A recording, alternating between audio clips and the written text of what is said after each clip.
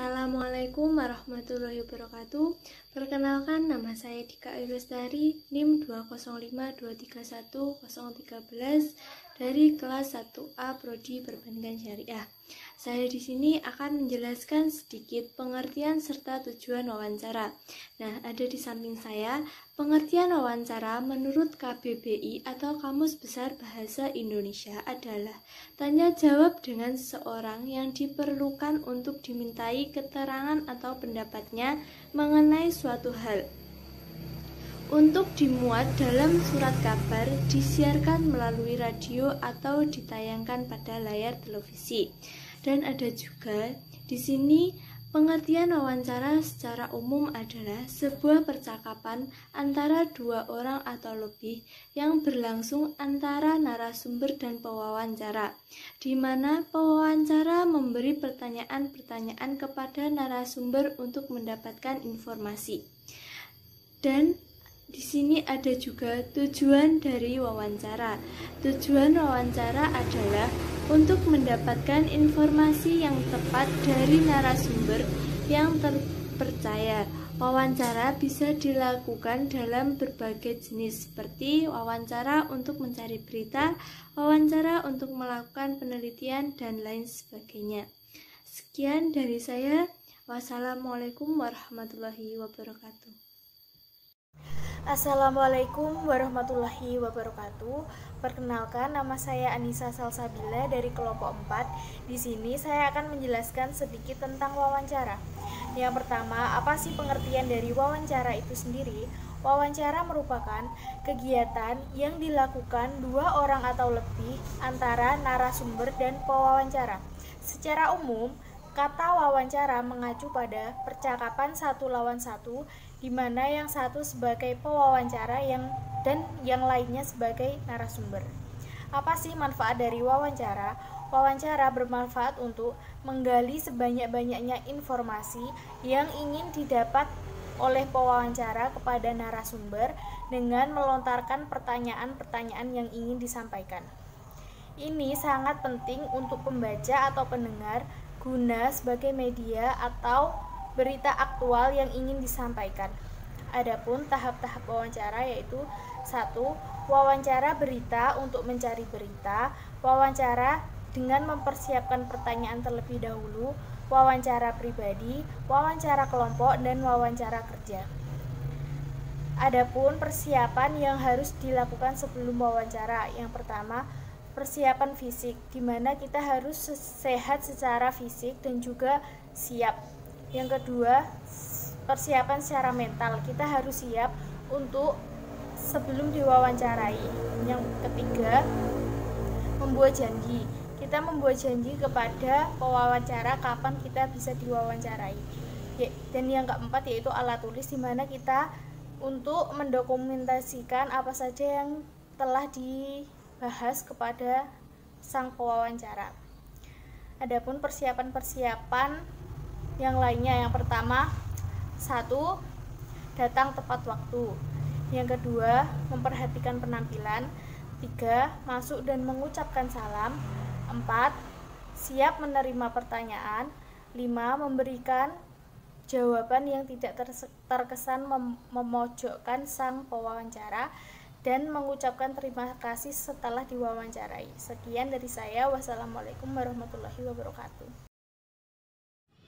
Perkenalkan, nama saya Eliana Afisa Putri dari Prodi Perbankan Syariah kelas 1A dengan NIM 205231012. Jadi, sebelum melakukan wawancara, kita harus membuat janji terlebih dahulu. Jadi, si wartawan harus membuat janji dengan si narasumber sehingga kedua belah pihak sama-sama siap untuk melakukan wawancara. Kemudian juga siapkan alat tulis dan alat perekam sebelum melakukan wawancara.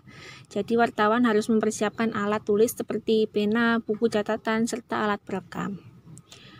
Dan kemudian ada hal-hal yang harus dilaksanakan saat melaksanakan wawancara. Yang pertama, datanglah tepat waktu. Disiplinlah. Kemudian perhatikan penampilan. Perkenalkan diri kepada narasumber. Perkenalkan masalah yang akan ditanyakan. Mulailah dengan pertanyaan ringan bagi narasumber yang punya banyak waktu, tetapi langsung ke inti persoalan untuk narasumber tertentu. Kemudian, pertanyaan tidak bersifat interrogatif atau terkesan memojokkan narasumber.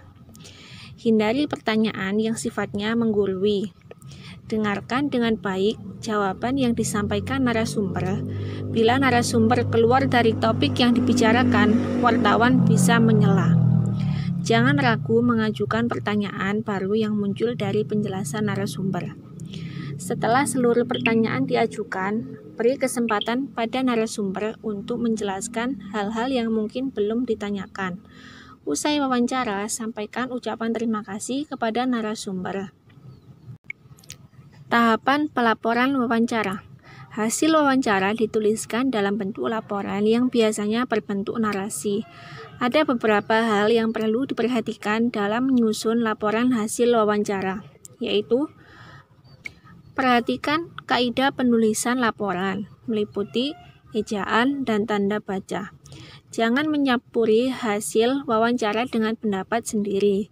Pilihlah data yang relevan dengan permasalahan. Jaga nama baik narasumber dan bila perlu, jaga kerahasiaan identitas narasumber. Rumusan pertanyaan wawancara. Pertanyaan wawancara dimulai dengan menggunakan huruf 5W plus 1H. Berikut ini penjelasannya. Pertama, what, yaitu apa. Yaitu apa yang terjadi. When atau kapan, yaitu kapan peristiwa itu terjadi. Kemudian, why atau mengapa, yaitu mengapa peristiwa itu terjadi. Kemudian, who atau siapa, yaitu siapa saja yang terlibat dalam peristiwa itu. Kemudian, where atau di mana, yaitu di mana lokasi kejadian tersebut. Kemudian, how atau bagaimana, yaitu bagaimana peristiwa itu bisa sampai terjadi. Assalamualaikum warahmatullahi wabarakatuh. Perkenalkan, nama saya Kaila Leriana Agatha dari Prodi Perbankan Syariah kelas 1A dengan NIM 205231017. Di sini saya akan memberikan contoh dari tema wawancara yang telah disampaikan oleh kelompok saya, dan saya akan mewawancarai salah satu teman saya yang melakukan usaha online disambi dengan kuliah. Bagaimana kisahnya? Mari kita simak bersama-sama. Assalamualaikum Kak. Waalaikumsalam. Perkenalkan, saya Kaila dari mahasiswa IAIN Surakarta, Prodi Perbankan Syariah kelas 1A. Ingin mewawancarai kakak tentang usaha yang kakak lakukan. Apakah kakak berkenan? Ya, saya berkenan untuk diwawancarai. Baiklah, jika kakak sudah berkenan, saya akan mulai mewawancarai. Baik, silakan. Sebelumnya, bolehkah kakak untuk memperkenalkan diri? Nama saya Sinta dari Prodi Pendidikan Bahasa Inggris. Mengapa kakak tertarik melakukan usaha skincare organik ini? Ya, jadi pertama saya melakukan usaha skincare ini karena dulu saya pernah membeli skincare di toko lain. Itu khasiatnya bagus untuk kulit. Jadi saya ingin orang-orang yang mempunyai masalah kulit yang sama dengan saya juga ikut merasa terbantu dengan khasiat skincare tersebut. Juga untuk membantu orang tua saya membayar kuliah saya. Wah, mulia sekali ya Kak. Lalu sudah berapa lama kakak melakukan usaha ini? Untuk usaha ini masih terbilang awal ya. Saya sudah menggeluti usaha ini sekitar 5 bulan kurang lebih.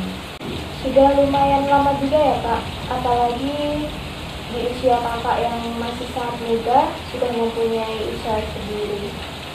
Lalu berapa modal awal yang kakak butuhkan dalam melakukan usaha ini? Apakah membutuhkan modal yang cukup banyak? Untuk modal saya menghabiskan uang sekitar 500.000, itu dari tabungan saya sendiri. Tapi juga harus diimbangi dengan niat, usaha, sabar, dan tentunya gigih. Oh, jadi jika kita mau berwirausaha tidak memerlukan banyak modal, yang penting kita usaha dan niat dan tetap semangat ya Kak. Iya, betul. Nah, dalam melakukan usaha pastinya ada suka dan duka ya Kak. Lalu bagaimana cerita suka dan duka kakak dalam melakukan usaha ini? Ya, pasti suka duka banyak ya sebagai penjual, apalagi pengusaha awal seperti saya.